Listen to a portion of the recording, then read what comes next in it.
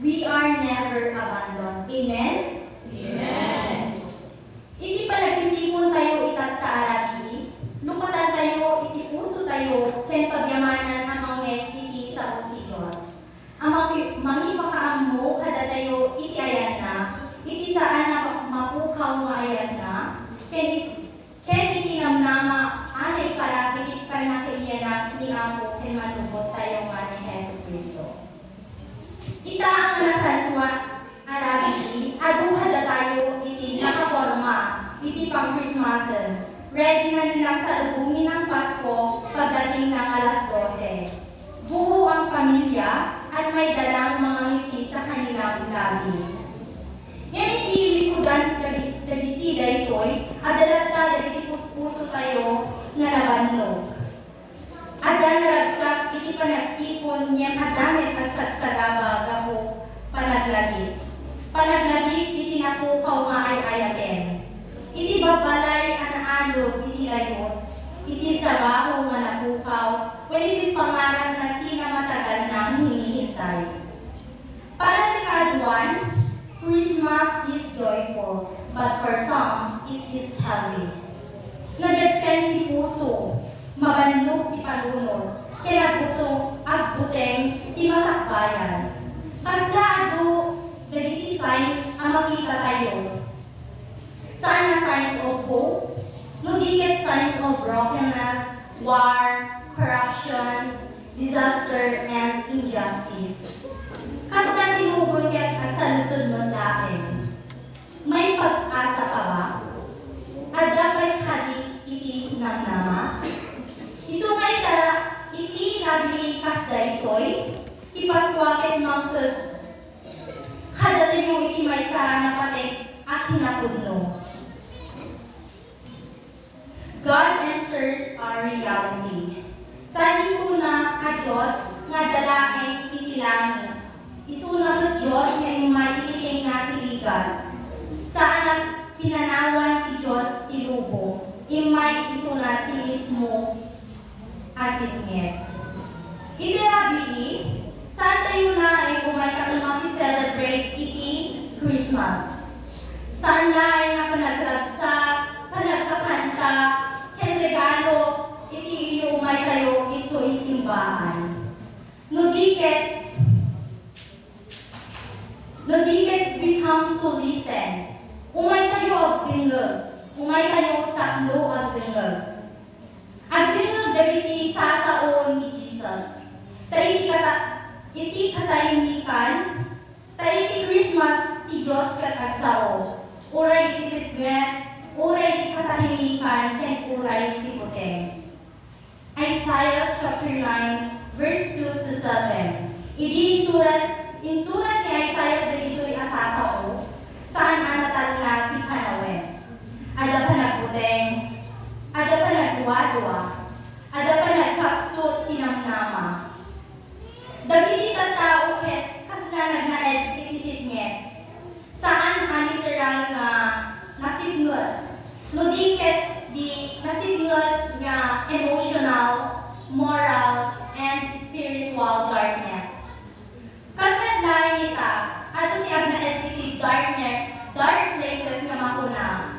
Like for example, dagiti adati depression na, anxiety, broken families, pressure, teen confusion. Ada kadwala ang kagsaludsod.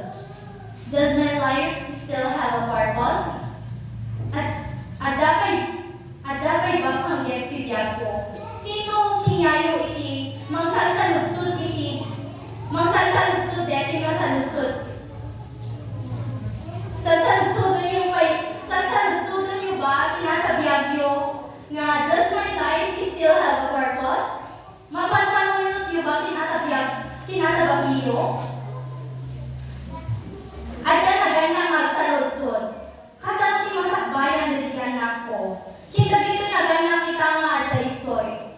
Masalsaludsod niyo ba deta? Mapanpanuyot niyo ba? Kinparang kinda dito anak niyo, no da ba masakbayan na? Ngayon ni Diyos kinanted iti sign. A life was born. Sa iti-form ni Maisa nga general, when no politiko suna, when no hero nga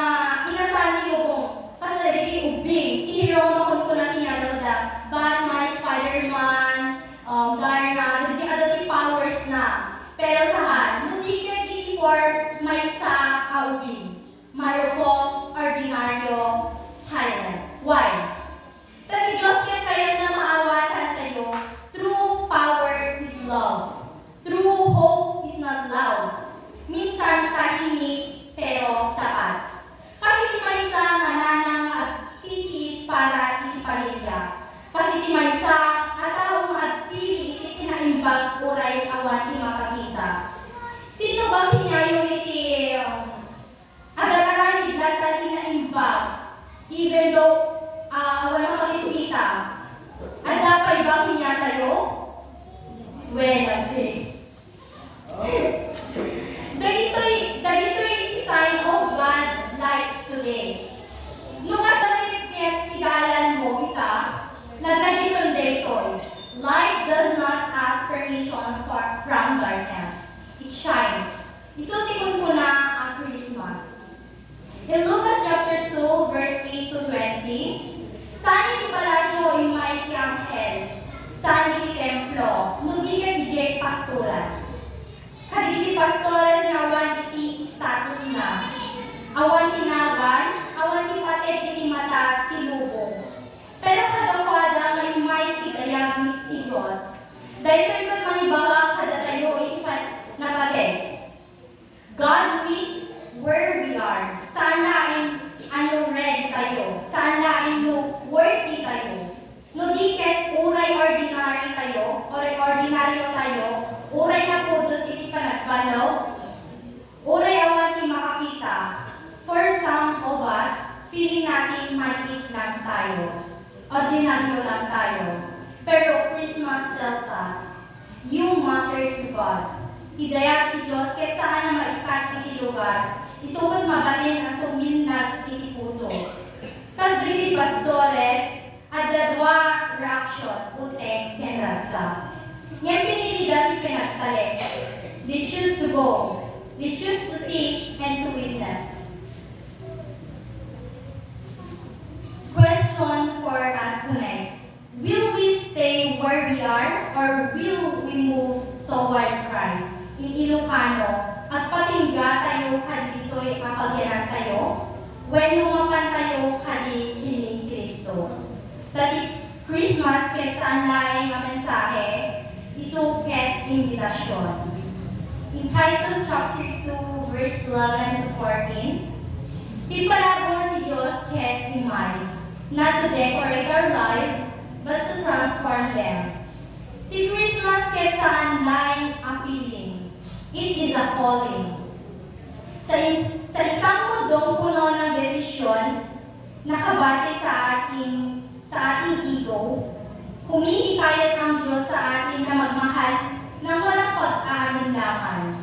Sa mundong maraming pumipili ng paghihiganti, tinatawag tayo ng Diyos upang magpatawad. Mahirap, yes, but possible because of our grace. Even time we choose kindness over anger, honesty over convenience, generosity over greed, the glory of God becomes visible. Saan laing iti simbahan, nugiket iti nagdawal daw abiyag. Ti Christmas ket agtuloy uray kalpasan iti December. Tani Kristo ket abiyag iti tattao nga palubos nga agtrabaho ti biyaya na iti puso da. Kas dagiti pastores itarapihin, malibalayo met sa ikiyaya. Come with me today to Bethlehem. Daytoy ketaya, magitulong iti puso tayo papan iti Diyos. Uray awan iti answers, uray awan iti buteng, uray ada iti pinagduda. Kasi kandila sinindyan tayo, babasit niyem na piksa.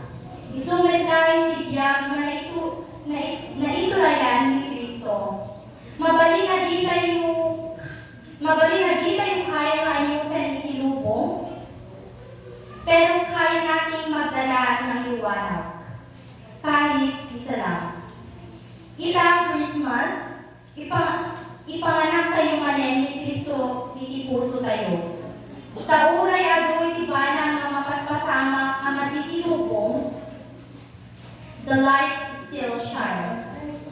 Kenday ito yalawag ket saan na makarmek isinget. Ni Kristo nilawag ilupo.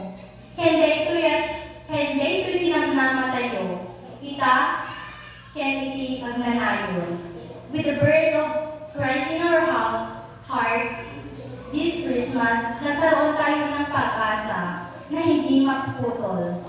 Even when the world around us seems confused, full of trial, uncertainty, this light continue to shine. Ito ang liwanag na hindi kayang patayin ng dilim, hindi kayang pigilan ng problema, at hindi kayang agawin ang pag-asa. Ni Kristo nilawag ilupo.